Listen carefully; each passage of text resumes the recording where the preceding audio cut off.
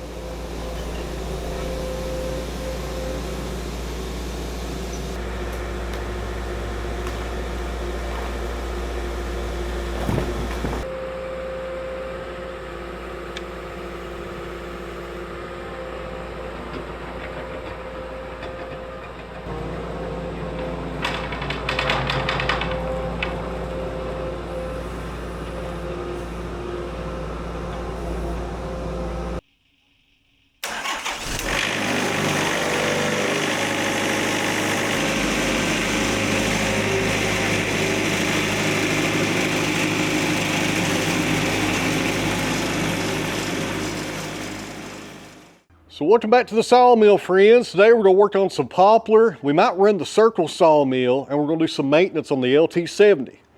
You guys hang in there, it should be a good day.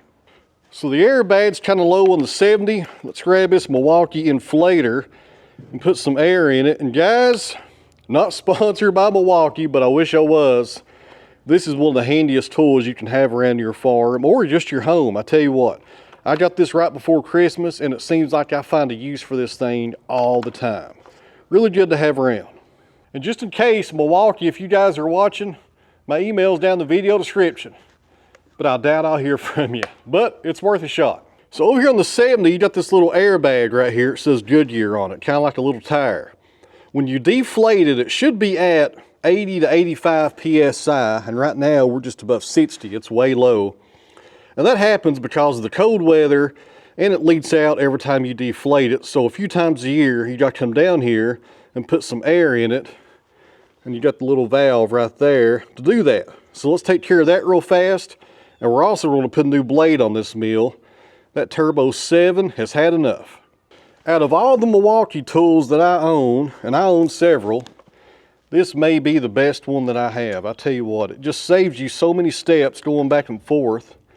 Trying to drag out an air compressor if you got a low tire on your side-by-side or the four-wheeler. It's just nice to have, super nice to have. So something really neat about it, you can set the PSI. So I could come in here and go up to, I usually do between 80 and 85, something like that. It's taking forever as usual. We're almost there, about 83. So you can set it right there, push the button, and walk away, and it does all the work. Really hard to beat, and it's a time saver. I'm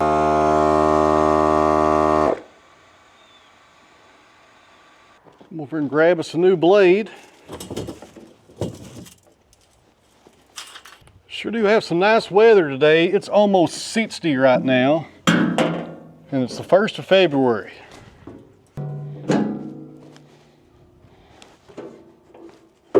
You guys kind of watch yourself. This blade is dull, but it can still lay you open, I tell you what. That's a good blade right there. We'll do a resharp on this one, get several cuttings out of it. Go ahead also and switch our belts over. I like to do that every time I put on a new blade. I'm not sure if it's necessary, but it's good practice. When you do that, run your fingers in this groove right here where the belt rides, because you will have sawdust build up in there over time, and it will affect your cut. Sometimes I've seen guys kind of, you know, rat their brains while their sawmill's not cutting good, and they'll have a bunch of sawdust build up in this groove right here, and it causes inaccurate cuts when it comes around every time. Just takes a second. And also take that belt, kind of do this right here, because that sawdust does build up on them. And sometimes you can take this to a wire wheel with your grinder, your bench grinder, and really clean them up really good. And sometimes I'll spray some diesel on there as well if it's getting really bad. But that right there, that's pretty acceptable.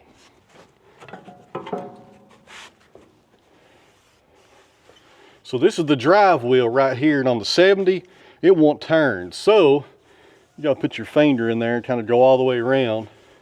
And use gloves when you do that, because there could be some pieces of wood lodged in there, and that'll make you have a bad splinter really fast. Ask me how I know. It's happened to me. It's happened to me several times. Sometimes they go through your glove also, but it's better than nothing. There's some band mills that don't even have belts on the wheel, and it rides right here on the steel. But most of the Wood-Mizers have this belt system right here. I think the industrial Wood-Mizers may run on the steel. I'm not sure. I've never seen one in person, but all the portable ones like this one ride right there. I don't know about you guys, but I am ready for spring.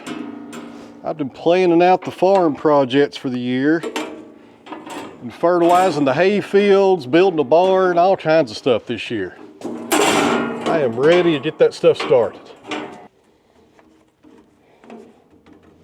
Let's pump up this airbag. We'll be ready to get sawing. All right, friends, on the sawmill today, we got a large tulip poplar that I broke down in the previous video. That's an 8-inch cant, and that was to fill an order, but Dad changed his mind on what he wanted. He came and got some dry stuff this morning, so we're gonna keep this for ourselves. So we'll put that on there and cut it into 5/4 boards. And this cant right here, which is huge, we'll cut this down to some 9-inch cants because I can make that into shiplap once it runs through the kiln. So I'll probably come down here another 9 inches, and that'll keep us away from this juvenile core, and do another cant, throw it on the loading arms, then flip this thing over 180 and do the same thing right here. That way we can isolate the juvenile core and the pith right there to the middle and keep it out of our cants. And we will be left with a little strip right here, and it will actually be quarter sawn. It might look kind of neat right there. We'll do something with that as well. Then we'll do dunnage on the pith right there. And real fast, friends, I got kind of a funny email I thought this morning from a viewer. He asked me why I did not close in the back of this barn. Well, there's your reason why. I can see my house up there, see everything going on. I can see the chicken lot. And look at that view of that mountain back there. You got Bays Mountain back there on the other side of that ridge. I mean, it looks really nice. If I could change one thing, if I hit the lottery, I would come in here and have all the utilities be put underground going to all these houses back in here in the valley, because the power lines are kind of ugly. But if it wasn't for that, man, it would be a perfect picture right there. Man, it looks nice right there. Why would you cover that up? It sure is a nice view. And also, real fast, when it comes to emails, guys, I don't respond to them. I read them, and I really appreciate you reaching out to me, but I don't respond to them because if I did, I would never leave my office, to be honest with you. I get so many of them, and this ain't bragging or nothing like that, but if you don't get a response from me, it's not because I'm being rude or ignoring you or nothing like that. I just don't have time to respond to sometimes 20 or 30 emails a day. But I do appreciate you sending them, and I read every one of them. Let's go ahead and do some glow plug action here. And also, friends, I have one more thing to share with you guys before the end of this video. It's something else that I bought the other day, and man, it's handy. I mean, I use it every day at the house and down here at the sawmill. And it's not sponsored. That's even better because I'm not required to even tell you guys about it.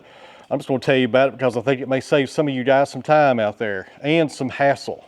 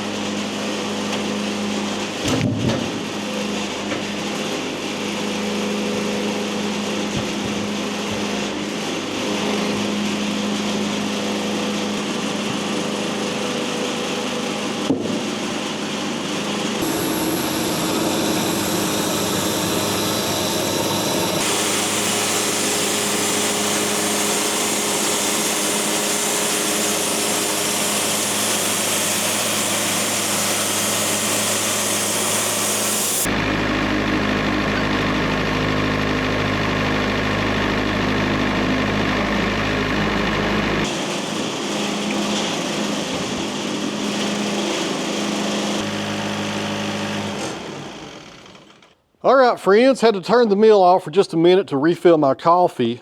So here's where we're at. We got our 2 cants right there, 8-inch, 9-inch. Over here on the Sawmill, this one right here is 9 inches. And this right here, guys, is proper sawmilling. Check it out. Right there's the pith and the juvenile core, all in this one piece right here. This is 4 inches wide. I will saw this while we saw this one. When I get close to the pith right here, I'll probably stop right there somewhere, flip this one over. That way we'll get a 4-inch wide, probably 16/4 square, 4x4 right there with the pith in the middle. We'll use that for dunnage for here at the farm for something later on. But that's what you want to do, guys. I'm not tooting my own horn here. If you run a sawmill and you're sawing lumber, right now we're sawing 1x9s for shiplap. You don't want to include this in your boards if you don't have to. So isolate it, always know where it's at, put it in its place, and get rid of it. And I usually don't saw 2 cants at once. People ask me that as well. Why don't you saw more than one? We're doing it this time because these are just 4 inches wide, or maybe 4 1/4. Let me check, actually. I don't want to lie to you guys. Somebody will throw me under the bus if I do in the comment section. 4 1/4. Usually I would saw, 1 cant at a time, but since these are kind of, not really wide, I'm not really going to get bothered by that. But the reason I don't saw cants more than one at a time, especially with poplar, is because poplar moves a lot. And sometimes you got to flip poplar when you start seeing that stress in it. And if you don't flip it, that stress will come through your lumber. So that's why I just do 1 cant at a time. A lot of guys do more than one. If it's pine or something, I may do more than one. With poplar, 1 at a time, unless you have an exception like this with this piece right here. And also, friends, before I forget, let me show you that little thing I bought the other day that's saving me a lot of hassle here at the farm. Not sponsored, paid full price, but it may help some of you guys out there. All right, guys, let's get in the camera case here. Right there it is. Turn it on. Where are we at? 47%. All right, guys, what we're looking at is a portable power station, not sponsored. It's made by EcoFlow. They have sponsored me in the past. They're not sponsoring this video, of course, but this right here, friends, is extremely handy. Bought this with my own money. It was under $200 on Amazon. I'll leave a link down below somewhere in the video description or in the comments. This thing right here, friends, is nice, and there's several reasons why. Not only is it a nice little power station you can take around with you, has the inputs right there on the top and the output, but right here is the reason I really wanted this thing. Check out that cord right there. That goes to an iPhone, and it also would charge up any kind of camera battery that I have. And it's portable. It's light. You can throw it anywhere you want to throw it and keep it with you all the time, and it charges up your phones really fast. It will also charge up your computer as well. I plugged my MacBook into this last night, charged it up in no time. But anyways, not sponsored. Just trying to show you guys some stuff that helps me out here at the farm. I saw this on Rainler Star's channel about 2 months ago. So that's where I found out about it, and he uses it every day, or he says he does, and I see why, because it's really handy to have around. So if you want one, go grab one. I don't care if you do or not. I'm just trying to show you guys some stuff that helps me out here.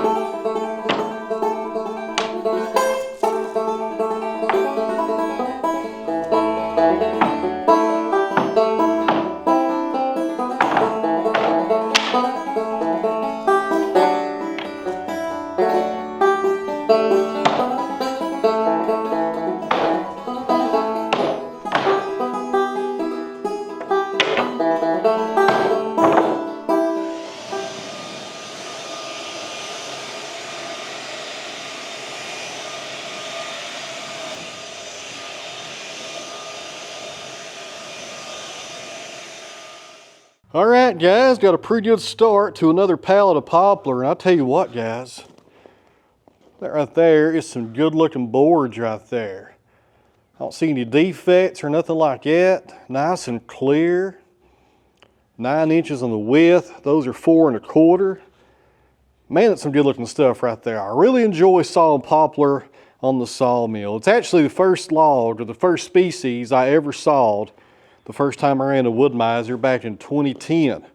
And I'll tell you something else about poplar. Around here, a lot of the old timers still call it popple. And I know it's not the correct term for it. It's actually tulip poplar for my area. And some people will argue with me over that. But a lot of the old guys still call it poplar around here. All right, guys, over here in the loading arms, we have our dunnage right there with the pith right there in the middle. That's where you want it. And I got 2 more cants to work on.